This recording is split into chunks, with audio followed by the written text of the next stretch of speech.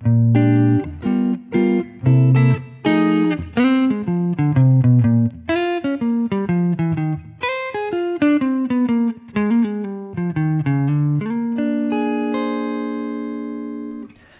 there, I'm Adrian, and in this brief lesson I'm going to be showing you how to play a Charlie Christian inspired jazz lick.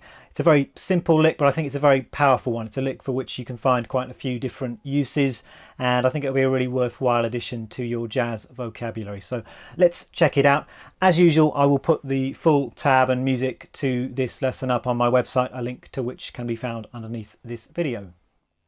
So this lick is a dominant lick. It's going to work over dominant 7th chords or 9th chords or 13th chords, and I'm going to show it to you in the key of B flat, and I like to think of it as being based around a B flat dominant 9th arpeggio. So I'm going to show you that first of all, because I think that's a really good way to get your bearings with this particular lick.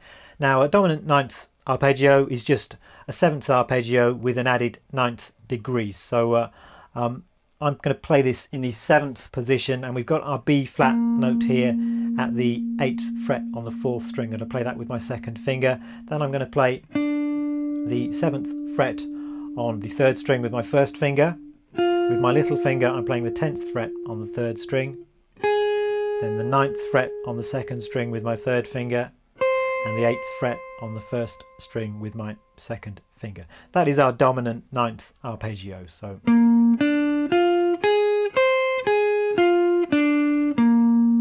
in terms of notes, we've got a B flat, D, F, A flat, C.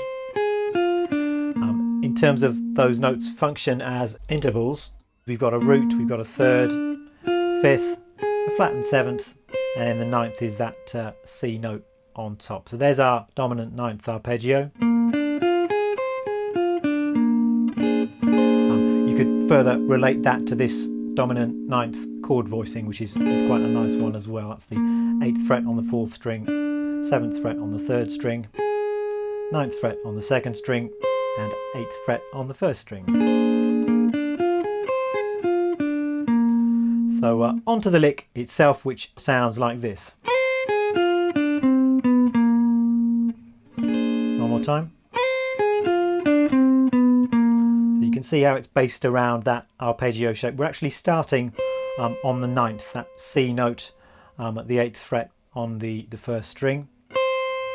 Then we're playing the 9th fret on the 2nd string, 10th fret on the 3rd string. Then we're coming onto the 7th fret on the 3rd string, and then finally the 10th fret, the 9th fret, and the 8th fret on the 4th string. There we're playing that C note an octave lower. That's the 9th degree of the scale again. We're playing the 9th, and then we've got a little chromatic run down to the root. So that's the entire lick. You can play it starting on the 2nd finger. I think I sometimes play it starting on my 1st finger as well, and play the entire thing just using my 1st, 2nd and 3rd fingers. That works well too. See how it perfectly outlines that 9th chord sound. Rhythmically, I'm thinking of this lick as coming in on beat 4. So 1, 2, 3. Just playing it with swung 8th notes all the way here. So 1 and 2 and 3 and 4. 1, 2, 3, 4. 1, 2, 3. So that's about it for this lesson. As usual, I'm going to suggest that you try this lick in other keys. Try it in different areas of the neck. I think this one will work quite well on some other string sets. So you could play it starting on the 3rd string, or starting on the 2nd string as well. And you're going to want to try and integrate it into your playing. So next time you're playing a blues or a jazz standard, try and get this lick in there somewhere so it becomes a part of your jazz vocabulary. So hope you have a lot of fun with it, and I hope to see you for another lesson again very soon. Bye bye.